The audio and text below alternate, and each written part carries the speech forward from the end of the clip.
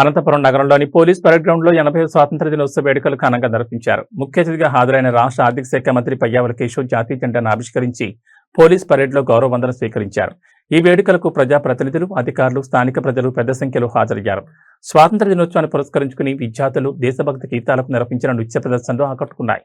అనంతరం వివిధ సేవా పథకాలకు సంబంధించిన లబ్ధిదారులకు మంత్రి పయ్యావుల కేశవ్ ప్రయోజనాలను అందజేశారు.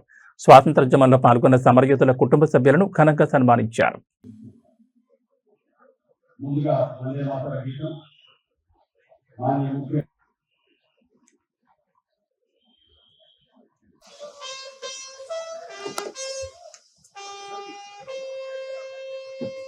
Welcome sir. Happy independence day.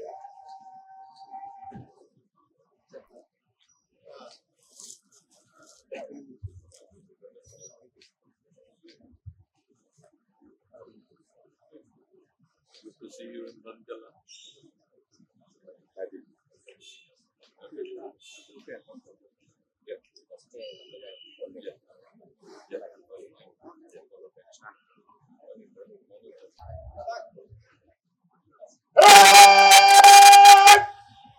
राष्ट्रीय flag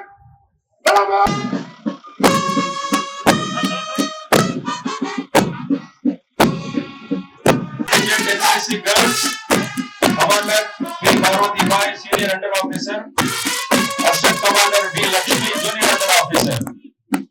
8th Contingent, APSWR Gurukula Pathashala, Commander B. Kirti, Assistant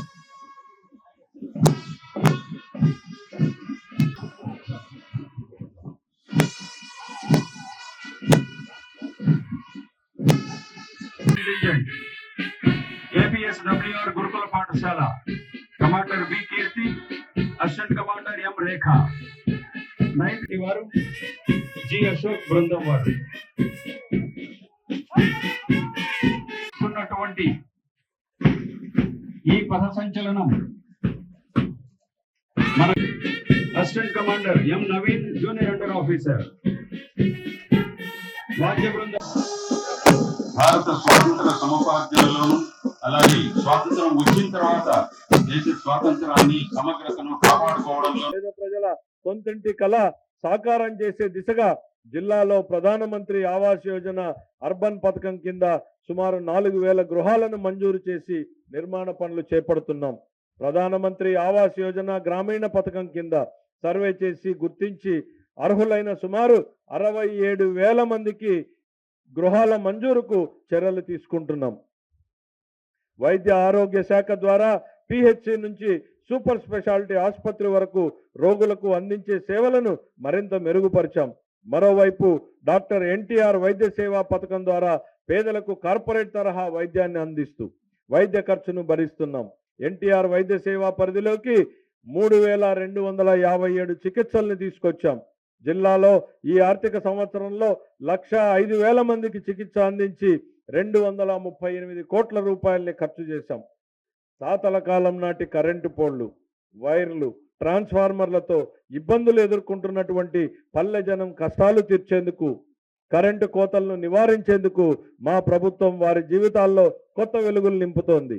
RDSS పథకం కింద పాత వైర్లను, పోళ్లను, ట్రాన్స్ఫార్మర్లను సమూలంగా మార్చేస్తున్నాం. ఫలితంగా 24 గంటలు 3 phases నాణ్యమైన విద్యుత్తును అందించబోతున్నాం. ఈ పథకం కింద ఇప్పటికే 99 ఫీడర్లకు సుమారు 125 కోట్ల రూపాయలతో పనులు పూర్తి చేశాం. ఇతర పనులు పురోగతిలో ఉన్నాయి. విండ్, సోలార్ ప్రాజెక్టుల ద్వారా సుమారు 12,000 మెగావాట్ల విద్యుత్తు ఉత్పత్తిని చేపడుతున్నాం. జిల్లాలో ఉన్న సుమారు 2 లక్షల విద్యుత్ కనెక్షన్లకు, వ్యవసాయ విద్యుత్ కనెక్షన్లకు 9 గంటలు నాణ్యమైన ఉచిత విద్యుత్ అందజేస్తున్నాం. ఇందుకోసం 716 కోట్ల రూపాయల సబ్సిడీని అందిస్తున్నాం. ఈ ఆర్థిక సంవత్సరంలో 3,110 నూతన వ్యవసాయ విద్యుత్ సర్వీసులను మంజూరు చేశాం. ఈ ఏడాదిలో 200 యూనిట్ల లోపు ఉచిత విద్యుత్ అందించే SC, STలకు ప్రతి నెల 16 కోట్ల రూపాయలను ఖర్చు చేస్తున్నాం.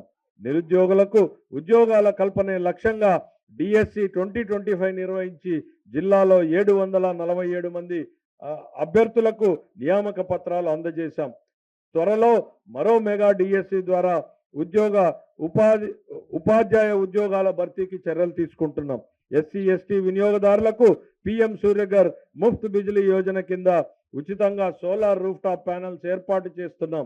జిల్లాలో 6,000 మంది ఎస్సీ ఎస్టీలకు, మరో 4,600 మంది ఇతరులకు సబ్సిడీ అందించాం. ఈ ఏడాది ఎల్నినో సంక్షోభ పరిస్థితులను ధీటుగా ఎదుర్కొనేందుకు సమర్థవంతంగా సన్నద్ధమవుతున్నాం.